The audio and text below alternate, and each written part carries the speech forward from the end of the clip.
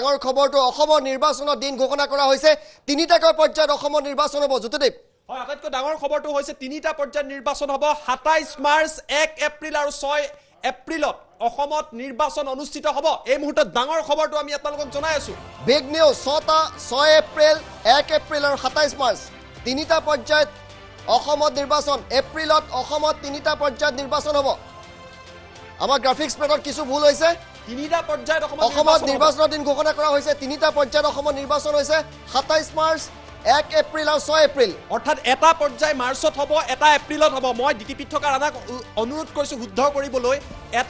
এটা প্ৰথমটো পৰ্যায় মাৰ্চত হ'ব দ্বিতীয় দুটা পৰ্যায় এপ্ৰিলত হ'ব অসমত সৰ্বমুঠ তিনিটা পৰ্যায়ত নিৰ্বাচন অনুষ্ঠিত হ'ব পুনৰবাৰ আমি আপোনালোকক এই বিগ ব্ৰেকিং নিউজটো এই মুহূৰ্তত জনাই আছো যে নিৰ্বাচন আয়োগৰ তৰফৰ পৰা এই কথা ঘোষণা কৰা হ'ল তিনি পৰ্যায়ত অসমত বিধানসভাৰ নিৰ্বাচন অনুষ্ঠিত হ'ব 27 মাৰ্চ 1 এপ্ৰিল আৰু 6 এপ্ৰিল তাৰ লগতে আন বহু কথা কোৱা হৈছে ঋতুস্মিত এটা ডাঙৰ খবৰ হয় তিনিটা পৰ্যায়ত যোৱা বছৰ 2016 চনৰ নিৰ্বাচন দুটা পৰ্যায়ত অনুষ্ঠিত হৈছে 4 এপ্ৰিল আৰু 11 এপ্ৰিল এবাৰ কোভিডৰ বাবে এটা পৰ্যায় বঢ়াই দিয়া হৈছে বুলি প্ৰকাশ কৰা হৈছে এবাৰ মাৰ্চত প্ৰথম পৰ্যায় নিৰ্বাচন হ'ব 27 মাৰ্চত দ্বিতীয় পৰ্যায় নিৰ্বাচন হ'ব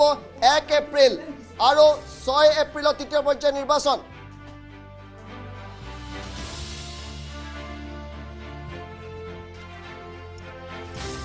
যিসকলে টাইম এটাৰত সংযোগ স্থাপন কৰিছে তেওঁলোকক জনাই আছো এটা ডাঙৰ খবৰ নিৰ্বাচন আয়োগৰ তৰফৰ পৰা জনোৱা হৈছে যে তিনিটা পৰ্যায়ত অসমত আগন্তুক সময়ৰ 21ৰ বিধানসভাৰ নিৰ্বাচন অনুষ্ঠিত হ'ব আৰু সেই কথা প্ৰকাশ কৰা হৈছে 27 মাৰ্চত প্ৰথম পৰ্যায়ৰ নিৰ্বাচন তাৰ পাছত 1 এপ্ৰিলত দ্বিতীয় পৰ্যায়ৰ নিৰ্বাচন আৰু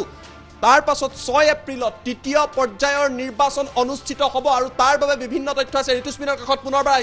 হয় তিনিটা পৰ্যায়ত অসমৰ নিৰ্বাচন অনুষ্ঠিত হ'ব এবাৰ বিগ নিউজ তিনিটাকৈ পৰ্যায়ত অসমৰ নিৰ্বাচন অনুষ্ঠিত হ'ব আজিৰ পৰা নিৰ্বাচন আয়োগে ঘোষণা কৰিছে এই তিনিটা তাৰিখ 27 মাৰ্চ প্ৰথম পৰ্যায়ৰ নিৰ্বাচন দ্বিতীয় পৰ্যায়ৰ নিৰ্বাচন 1 এপ্ৰিল তৃতীয় পৰ্যায়ৰ নিৰ্বাচন অসমত অনুষ্ঠিত হ'ব 6 এপ্ৰিলত তিনিটাকৈ পৰ্যায়ত টাইম দৰ্শকসকলক আমি এই মুহূৰ্তত অসমৰ নিৰ্বাচনৰ দিন ঘোষণা কৰিছোঁ জনাইছোঁ জ্যোতিদেৱ আটাইতকৈ ডাঙৰ খবৰটো হৈছে ইয়াৰ পূৰ্বলৈকে দুটা পৰ্যায়ত নিৰ্বাচন অনুষ্ঠিত হৈছিল আৰু এইবাৰ অসমত কোভিডৰ বাবে যথেষ্ট নতুন নিয়ম অনা হৈছে অসম বুলি নহয় আটাইকেইটা প্ৰান্ততে ভোট কেন্দ্ৰৰ সংখ্যা বৃদ্ধি কৰা হৈছে আৰু নিৰ্বাচন আয়োগে কৈছে যে তিনিটা পৰ্যায়ত 27 মাৰ্চত প্ৰথম পৰ্যায়ৰ নিৰ্বাচন অনুষ্ঠিত হ'ব এপ্ৰিলৰ 1 তাৰিখে দ্বিতীয় পৰ্যায়ৰ যে নিৰ্বাচন সেয়া অনুষ্ঠিত হ'ব আৰু তাৰ পাছত এপ্ৰিলৰ 6 তাৰিখে তৃতীয় পৰ্যায়ৰ নিৰ্বাচন অনুষ্ঠিত হ'ব ঋতুস্মিন বহু তথ্য আছে নমিনেশ্যনৰ ডেট আছে পৰ্যায়ক্ৰমে কোনকেইটা সমষ্টি কোনটো পৰ্যায়ত হ'ব এনেকুৱা বহু তথ্য আমি কিছু মুহূৰ্ত পিছত জনাম তৃতীয় পৰ্যায়ত 40টা সমষ্টিত ভোট গণনা হ'ব 2 মেত ভোট গণনা হ'ব প্ৰতিটো পৰ্যায়ত প্ৰতিটো সমষ্টিত প্ৰতিদিনে কেইটা সমষ্টি ভাগ কৰি দিয়া হৈছে সেই তথ্য আমি দিম অসমত তিনিটা পৰ্যায়ত নিৰ্বাচন অনুষ্ঠিত হ'ব এই মুহূৰ্তত আমি খবৰ আপোনালোকক জনাই আছোঁ প্ৰথম পৰ্যায় 47টা সমষ্টিত ভোটদান হ'ব 27 মাৰ্চত 47টা সমষ্টিত ভোটদান হ'ব 27 মাৰ্চত 1 এপ্ৰিলত দ্বিতীয় পৰ্যায়ৰ নিৰ্বাচন 6 এপ্ৰিলত তৃতীয় পৰ্যায়ৰ নিৰ্বাচন আমাৰ সৈতে আছে Dikshit Sharma editor in chief Paragmani Aditya আছে আমি প্ৰতিটো খবৰ আপোনালোকক এই মুহূৰ্তত দিবলৈ চেষ্টা কৰিম কিন্তু প্ৰথমটো খবৰ আমি আপোনালোকক এই মুহূৰ্তত দি ল'বলৈ চেষ্টা কৰিছোঁ তিনিটা পৰ্যায়ত হ'ব অসমত বিধানসভা নিৰ্বাচন 27 মাৰ্চ 1 এপ্ৰিল আৰু 6 এপ্ৰিলত অসমত নিৰ্বাচনৰ দিন ঘোষণা কৰা হৈছে 27 মাৰ্চত প্ৰথম পৰ্যায়ৰ নিৰ্বাচনৰ ভোট গ্ৰহণ আৰু তাৰ লগতে ভোট গণনা 2 মেত ভোট গণনা সম্পন্ন হ'ব সমগ্ৰ প্ৰক্ৰিয়াটো ইতিমধ্যে নিৰ্বাচন আয়োগে এই কথা প্ৰকাশ কৰিছে 1 এপ্ৰিলত দ্বিতীয় পৰ্যায়ৰ ভোট গ্ৰহণ পুনৰবাৰ আমি আপোনালোকক এই তথ্যকেইটা এটাকৈ জনাইছোঁ ভোট গণনা হ'ব 2 মেত 6 এপ্ৰিলত তৃতীয় পৰ্যায় প্ৰথম পৰ্যায়ত 47টা সমষ্টিত ভোট গ্ৰহণ অনুষ্ঠিত হ'ব ইয়াৰ নিৰ্বাচন আয়োগে অসমৰ নিৰ্বাচনৰ ক্ষেত্ৰত এটা বৃহৎ ঘোষণা কৰিছে কিছু মুহূৰ্তৰ পূৰ্বে 2 মেত নিৰ্বাচনৰ ভোট গণনা অনুষ্ঠিত হ'ব আৰু তিনিটা পৰ্যায়ত এইবাৰ ৰাজ্যত নিৰ্বাচন অনুষ্ঠিত হ'ব যিসকলে এই মুহূৰ্তত টাইম এটাৰত সংযোগ স্থাপন কৰিছে 27 মাৰ্চ 1 এপ্ৰিল আৰু 6 এপ্ৰিল এই তিনিটা পৰ্যায়ত অসমত বিধানসভাৰ নিৰ্বাচন অনুষ্ঠিত হ'ব নিৰ্বাচন আয়োগে এই কথা ইতিমধ্যে প্ৰকাশ কৰিছে আৰু তাৰ লগতে সকলো তথ্য 2 মেত ইয়াৰ ভোট গণনা অনুষ্ঠিত হ'ব এই নিৰ্বাচনৰ যি ফলাফল সেয়া 2 মেত আহিব সেই কথাও ইতিমধ্যে স্পষ্ট কৰি দিয়া হৈছে আৰু আচৰণ বিধি অসমত বলবৎ হৈছে ইয়াৰ লগে লগে অসমত নিৰ্বাচনী আচৰণ বিধি বলবৎ হৈছে MCC model code of conduct আজিৰ পৰা ইয়াত অসমত বলবৎ হৈছে ঘৰে ঘৰে প্ৰচাৰ চলাব পাৰিব 5জনতকৈ বেছি মানুহ যাব নোৱাৰিব ৰোড শ্ব' কৰিব পাৰিব লগত দুখন গাড়ী থাকিব পাৰিব সমস্ত তথ্য পৰাগমণি আদিত্য কাষলৈ আমি এই মুহূৰ্তত আহিছোঁ পৰাগমণি আদিত্য 3টা পৰ্যায়ৰ নিৰ্বাচন হয় এটা এটা বৰ গুৰুত্বপূৰ্ণ আজি নিৰ্বাচনৰ দিন ঘোষণা হৈ গ'ল আৰু 3টা পৰ্যায়ত নিৰ্বাচন হ'লে এবাৰ নিৰ্বাচন আগতীয়াকৈ হ'ব আগৰ 3টা নিৰ্বাচন 2টা পৰ্যায়ত হৈ আছিল এবাৰ নিৰ্বাচন আগতীয়াকৈ হৈছে তাৰ কাৰণটো হৈছে কোভিড 30,000 পলিং বুথ যি পলিং বুথ 33% বেছি অৰ্থাৎ ইয়াৰ আগৰ নিৰ্বাচনসমূহত 20,000 পৰা 21,000 ওচৰে পাজৰে পলিং বুথ আছিল এতিয়া 30,000 বুথ হ'ব কাৰণ 1,000 ভোটাৰৰ পিছতে এটা নতুন পলিং বুথ কৰা হৈছে যিবোৰ আগতে পলিং বুথত 1800-1900 ভোটাৰ আছিল সেইবোৰত এবাৰ 2টা পলিং বুথ হ'ব এটা পলিং বুথ নহ'ব গতিকে এইটো এটা গুৰুত্বপূৰ্ণ কথা 80 বছৰৰ ওপৰৰ যিসকল বয়সস্থ ব্যক্তি কোৱাৰেণ্টাইনত থকা ব্যক্তি তথা ইমাৰ্জেঞ্চি ছাৰ্ভিচত থকা ব্যক্তিসকলে পোষ্টেল বেলট দিব লাগিব ইয়াৰ কাৰণে বিশেষ ব্যৱস্থা গ্ৰহণ কৰিছে কাৰণ কোভিডৰ কাৰণে ঘৰে ঘৰে প্ৰচাৰ চলাবলৈ সীমাবদ্ধতা কৰি দিছে 5জনহে থাকিব লাগিব প্ৰাৰ্থীৰ সৈতে আৰু নমিনেশ্যন দিবলৈ 2জন যাব লাগিব আমানতৰ ধন অনলাইন পৰ্টেলৰ জৰিয়তে পে'মেণ্ট কৰিব লাগিব অনলাইন তেওঁলোকে নমিনেশ্যনৰ নথিপত্ৰ ইত্যাদি ডাউনলোড কৰি ল'ব পাৰিব বিভিন্ন ধৰণৰ ব্যৱস্থা কৰিছে কঠোৰ ব্যৱস্থাৱলীৰ ভিতৰত আটাইতকৈ গুৰুত্বপূৰ্ণ কথাটো হৈছে যে এইবাৰ নিৰ্বাচনত কেন্দ্ৰীয় বাহিনী প্ৰেৰণ কৰা হ'ব কটকটীয়া নিৰাপত্তা ব্যৱস্থা গ্ৰহণ কৰা হ'ব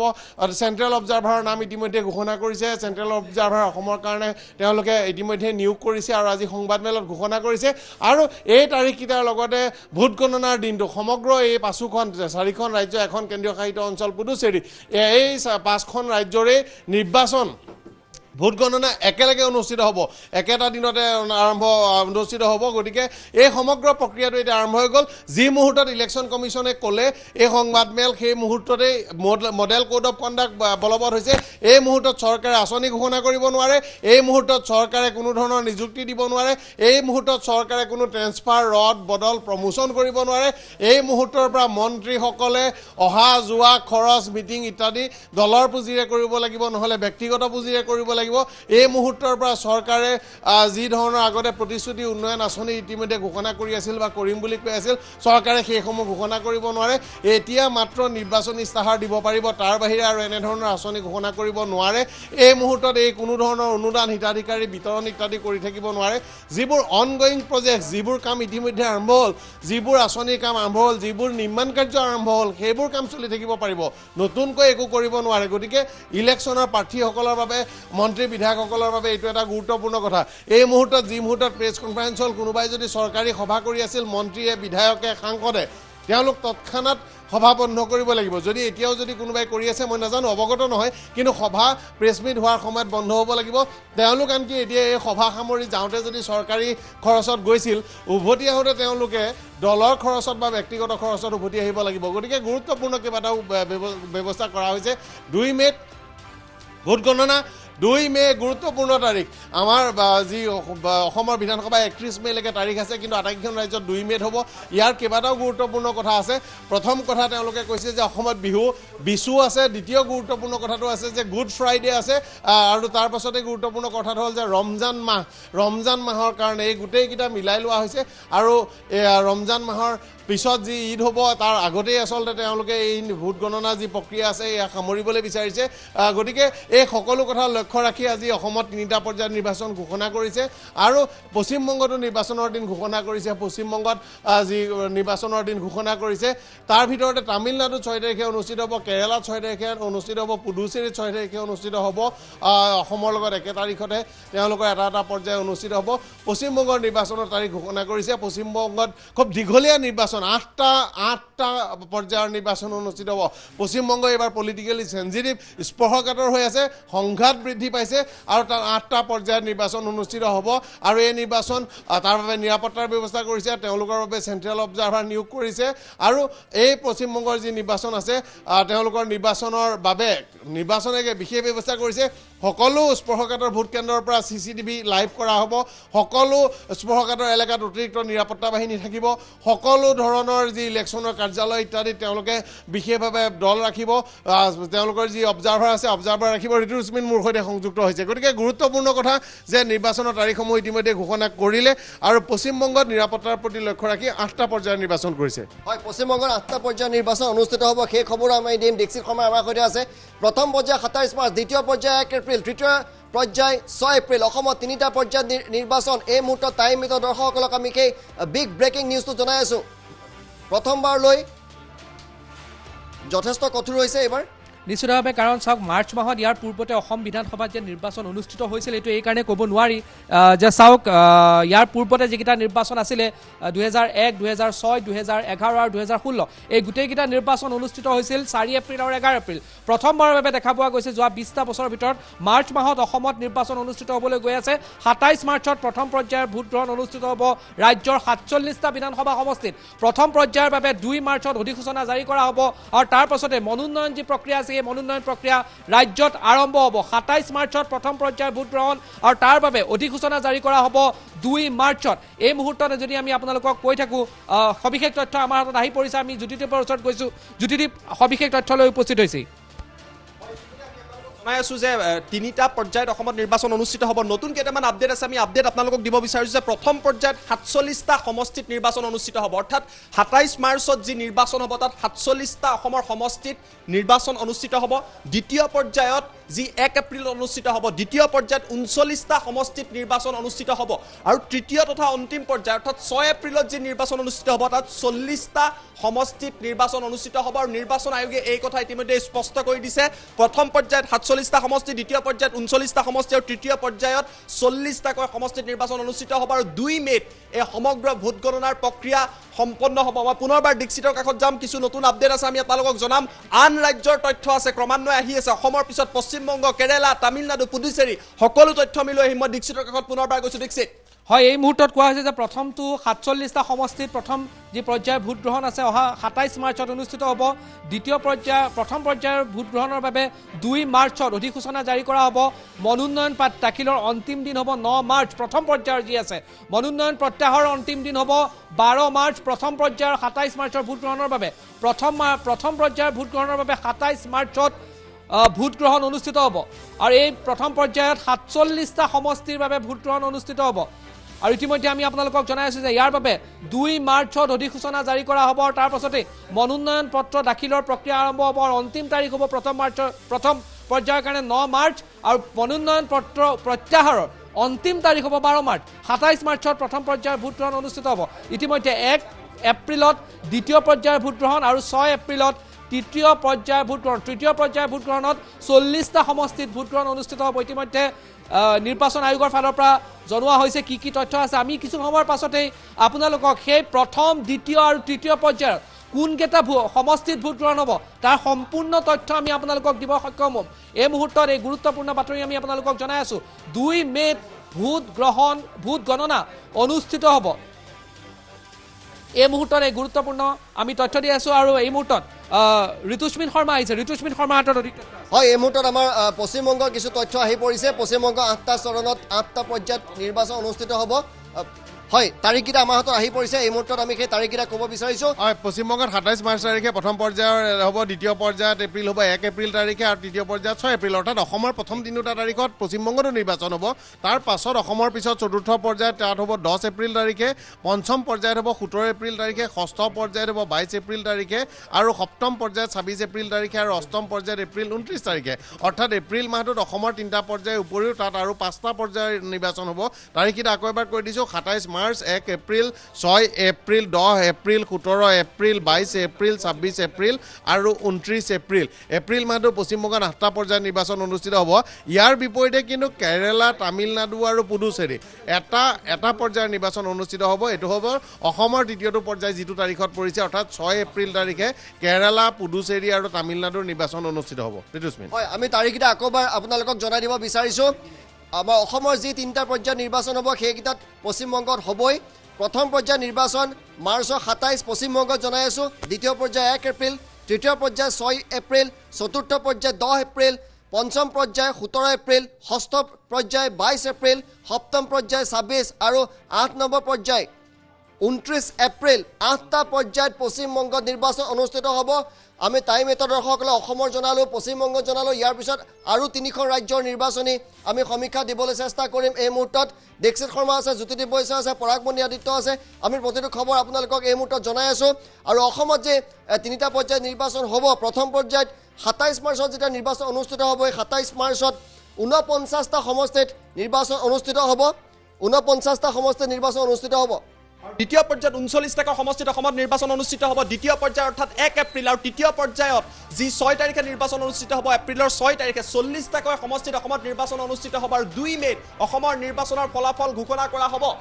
আমি তাৰ লগতে আন কেইবাটাও তথ্য আপোনালোকক জনাই আছো এইসমূহ নতুন নতুন তথ্য আমি আপোনালোকক জনাই আছো কিন্তু পুনৰবাৰ কৈছো যে অসমত 3টা পৰ্যায়ত 2021ৰ নিৰ্বাচনৰ যি নিৰ্বাচন হেয়া অনুষ্ঠিত হ'ব প্ৰথম পৰ্যায়ত 47টা সমষ্টি অনুষ্ঠিত হ'ব আৰু 27 মাৰ্চত প্ৰথমটো পৰ্যায় ঋতুস্মিত হয় 3টাকৈ পৰ্যায়ত অসমৰ নিৰ্বাচন অনুষ্ঠিত হ'ব ইয়াৰ বিপৰীতে পশ্চিমবংগত 8টাকৈ পৰ্যায়ত নিৰ্বাচন অনুষ্ঠিত হ'ব আৰু বাকী কেইখন ৰাজ্যৰ তথ্য এই মুহূৰ্তত আমি দিবলৈ চেষ্টা কৰিম আৰু ইয়াৰ বাবে কিছুমান ষ্ট্ৰিক্ট গাইডলাইন ইতিমধ্যে ইলেকশ্যন কমিশ্যনৰ ফালৰ পৰা বান্ধি দিয়া হৈছে সেই গাইডলাইন সম্পৰ্কে আমি কথা পাতিম দেখছিত প্ৰচাৰৰ ক্ষেত্ৰত কঠোৰ হৈছে বহুত মানুহলৈ ঘৰে ঘৰে প্ৰচাৰ কৰিব নোৱাৰিব ইনক্লুডিং দ্য কেণ্ডিডেট 5জনে যাব পাৰিব ঘৰে ঘৰে ডোৰ টু ডোৰ যি কেম্পেইন আছে যি প্ৰচাৰ আছে সেইটোত কোৱা হৈছে যে 5জনতকৈ অধিক লোক যাব নোৱাৰিব আৰু মনোনয়ন পত্ৰ দাখিলৰ ক্ষেত্ৰত পূৰ্বতে যেনে ধৰণৰ আমি দেখা পাই থাকোঁ যে মনোনয়ন পত্ৰ দাখিলৰ ক্ষেত্ৰত হাজাৰ হাজাৰ সমৰ্থক লৈ যায় এইবাৰ সেই ধৰণৰ নহ'ব মনোনয়ন পত্ৰ দাখিলৰ ক্ষেত্ৰত মাত্ৰ 2খন গাড়ীহে ব্যৱহাৰ কৰিব পাৰিব এই নিৰ্বাচনী আয়োগৰ ফালৰ পৰা স্পষ্টভাৱে কোৱা হৈছে আৰু ইতিমধ্যে নিৰ্বাচনৰ ভোটদানৰ বাবে কোভিডৰ যি সংক্ৰমণ আছে তাৰ প্ৰতি লক্ষ্য ৰাখি কিছু নীতি নিয়ম সলনি কৰা হৈছে পোষ্টেল বেলেট এইবাৰ 80ৰ ঊৰ্ধৰ যিসকল জ্যেষ্ঠ নাগৰিক আছে তেওঁলোকে পোষ্টেল বেলেটৰ ব্যৱহাৰ কৰিব পাৰিব তেওঁলোক ভোটগ্ৰহণ কেন্দ্ৰত নহাকৈ পোষ্টেল বেলেটৰ মাধ্যমেৰে ভোটদান কৰিব পাৰিব কোভিড সংক্ৰমিত বা অন্যান্য ৰোগত যি দুৰাৰোগ্য ব্যাধিত গ্ৰস্ত যিসকল লোক আছে তেওঁলোকেও পোষ্টেল বেলেটৰ মাধ্যমেৰে এবাৰ ভোটদান কৰিব পাৰিব এয়া নতুন কথা কোৱা হৈছে আৰু নিৰ্বাচনী প্ৰচাৰৰ ক্ষেত্ৰত ইয়াৰ পূৰ্বতে দেখা যি যায় হাজাৰ হাজাৰ সমৰ্থকৰে মনোনয়ন পত্ৰ দাখিল কৰিবলৈ যায় তেনেধৰণৰ দৃশ্যাংশ নহ'ব এইবাৰ মাত্ৰ 2খন গাড়ীয়ে লৈ যাব পাৰিব মনোনয়ন পত্ৰ দাখিলৰ ক্ষেত্ৰত আৰু ডোৰ টু ডোৰ কেম্পেইন ঘৰে ঘৰে যি প্ৰচাৰ চলায় সেই প্ৰচাৰৰ বাবে 5জনতকৈ অধিক লোক যাব নোৱাৰিব এই কথা কোৱা হৈছে আৰু পুনৰ আমাৰ দৰ্শকসকলক জনাই আছো যে নিৰ্বাচনৰ তাৰিখ ঘোষণা কৰা হৈছে 27 মাৰ্চত প্ৰথম পৰ্যায় 1 এপ্ৰিলত দ্বিতীয় পৰ্যায় 6 এপ্ৰিলত তৃতীয় পৰ্যায় ভোট গণনা অৰ্থাৎ কাৰ চৰকাৰ হ'ব সেই প্ৰশ্নৰ উত্তৰ পোৱা যাব 2 মে'ত এই মুহূৰ্তত আমি আপোনালোকক কৈ আছো এই গুৰুত্বপূৰ্ণ বাতৰিটো যে 27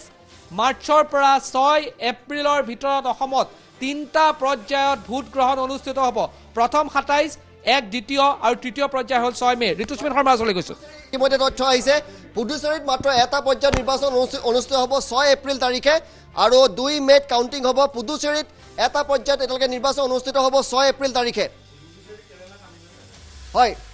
পৰাগমণি আদিত্য অধিক খবৰ দিব পৰাগমণি আদিত্যৰ কাষলৈ গৈছো বাকী কেইখনৰ এটা পৰ্যায়ত নিৰ্বাচন অনুষ্ঠিত হ'ব পুডুচেৰী কেৰালা আৰু তামিলনাডু 3খন ৰাজ্যতে এটা পৰ্যায়ত নিৰ্বাচন অনুষ্ঠিত হ'ব আৰু তেওঁলোকৰ নিৰ্বাচনৰ তাৰিখ হ'ল 6 তাৰিখ অৰ্থাৎ অসমৰ যিটো তৃতীয় পৰ্যায় পশ্চিমবংগৰো যিটো তৃতীয় পৰ্যায় আছে সেই তাৰিখটোতে এই ৰাজ্যকেইখনত নিৰ্বাচন অনুষ্ঠিত হ'ব কিয়নো তেওঁলোকৰ এলেকা সৰু আৰু তেওঁলোকৰ যি এই নিৰ্বাচনী ধৰক নিৰ্বাচনী নিৰাপত্তাৰ দিশটো মূলতঃ চোৱা হয় নিৰাপত্তাৰ দিশটো বিবেচনা কৰি এই সিদ্ধান্ত গ্ৰহণ কৰা হয় গতিকে পুডুচেৰীত এইবাৰ নিশ্চিতভাৱে সুবিধা হ'ব আৰু পুডুচেৰীৰ কাৰণে এইবাৰ ইলেকশ্যন কমিশ্যনৰ বিশেষ জটিলতা নাই অসম আৰু পশ্চিমবংগ তাৰ ভিতৰত পশ্চিমবংগ আটাইতকৈ স্পৰ্শকাতৰ পশ্চিমবংগত এইবাৰ ৰাজনৈতিক সংঘাত বেছি দেখিবলৈ পোৱা গৈছে পশ্চিমবংগত ইতিমধ্যে প্ৰাক নিৰ্বাচনী হিংসা হোৱা বুলি বিজেপিয়ে অভিযোগ তুলিছে 8টা পৰ্যায়ত নিৰ্বাচন অনুষ্ঠিত হ'ব অসমৰ সৈতে 3টা পৰ্যায় হোৱাৰ পাছত অসমৰ পৰা নিৰাপত্তা বাহিনী কিছু পশ্চিমবংগলৈ প্ৰেৰণ কৰা হোৱাৰ আশংকা সম্ভাৱনা ইতিমধ্যে প্ৰকাশ কৰা হৈছিল পশ্চিমবংগলৈ ইতিমধ্যে অতিৰিক্ত নিৰাপত্তা বাহিনী আহিছে গতিকে এই দুখন ৰাজ্য অসমৰ 3টা পৰ্যায় আৰু অসমৰ 3টা পৰ্যায়ৰ পিছত পশ্চিমবংগত 8টা পৰ্যায় আৰু ইয়াৰ পাছতে তামিলনাডু কেৰালা আৰু পুডুচেৰী এটাকৈ পৰ্যায়ত ভোট গ্ৰহণ অনুষ্ঠিত হ'ব আৰু 2 মে' তাৰিখে সকলো ৰাজ্যৰ 4খন ৰাজ্য এখন কেন্দ্ৰীয় শাসিত পৰিষদ তেওঁলোকৰ সকলো 2 মে' তাৰিখে নিৰ্বাচন অনুষ্ঠিত হ'ব পশ্চিমবংগত দেখিবলৈ পোৱা গৈছে যে মুঠতে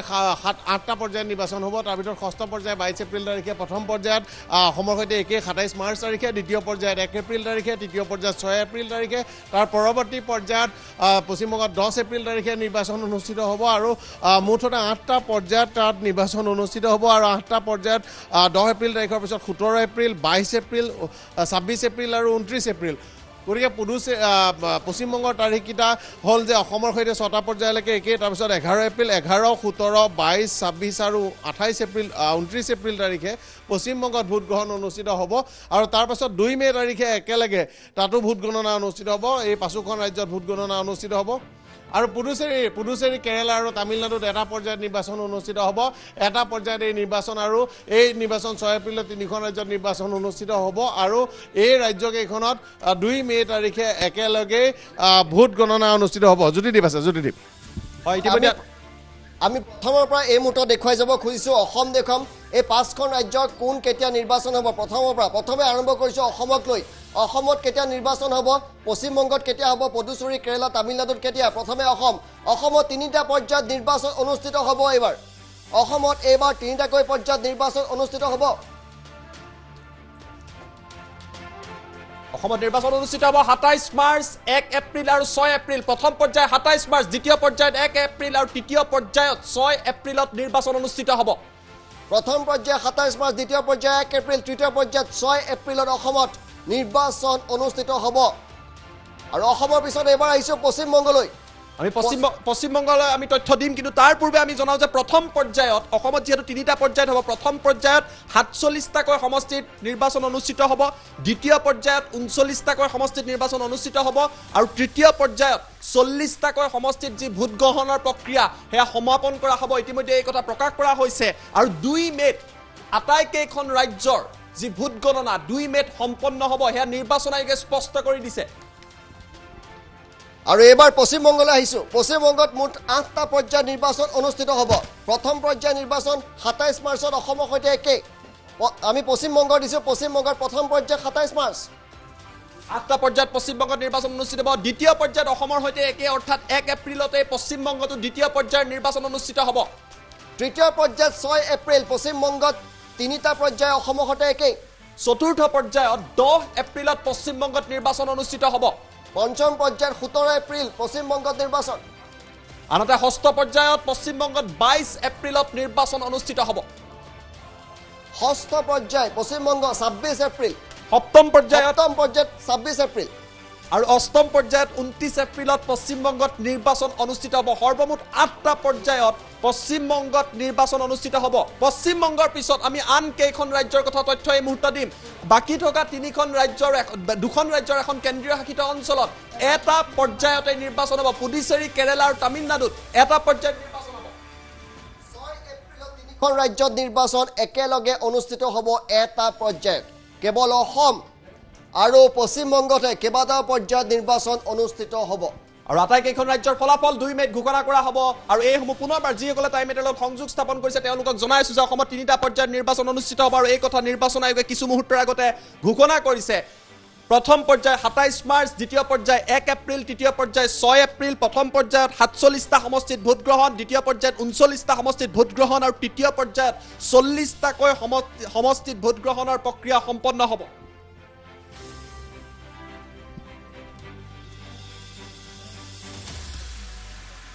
কেৰেলাত নিৰ্বাচন 6 এপ্ৰিল পুডুচেৰীত নিৰ্বাচন 6 এপ্ৰিল তামিলনাডুত নিৰ্বাচন 6 এপ্ৰিল অসমত 3টা পৰ্যায়ত নিৰ্বাচন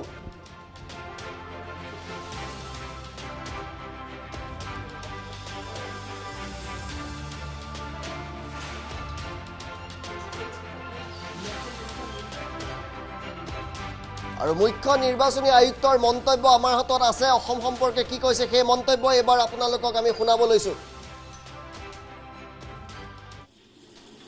I'll start with Assam General Assembly elections 2021. Elections shall be held in 3 phases.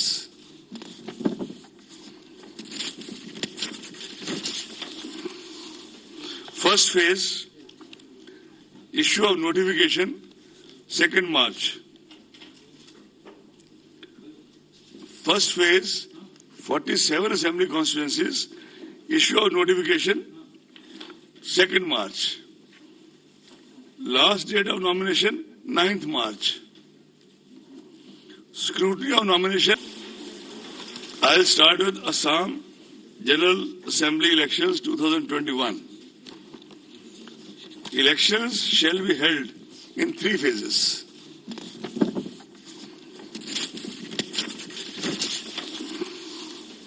First phase, issue of notification, 2nd March. First phase, 47 assembly constituencies, issue of notification 2nd March. Last date of nomination 9th March. Scrutiny of nomination 10th March. Last date of withdrawal of candidature 12th March. Date of poll 27th March. Date of counting 2nd May. I shall not read 2nd May again and again because that is the date of counting is same for all the elections. Am I clear? Can I go to the next? Assam second phase, 39 constituencies. Issue of notification 5th March. Last date of nomination 12th March. Last date of withdrawal of candidature 17th March. Date of poll 1st April. If it is clear, I can go to next. It's clear?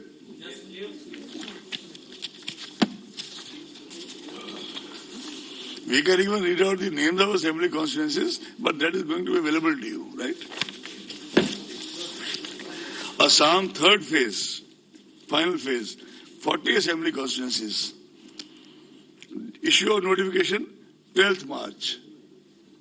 Last date of nominations 19th March. Scrutiny of nominations 20th March. Last date of withdrawal of candidature 22nd March. Date of poll 6th April.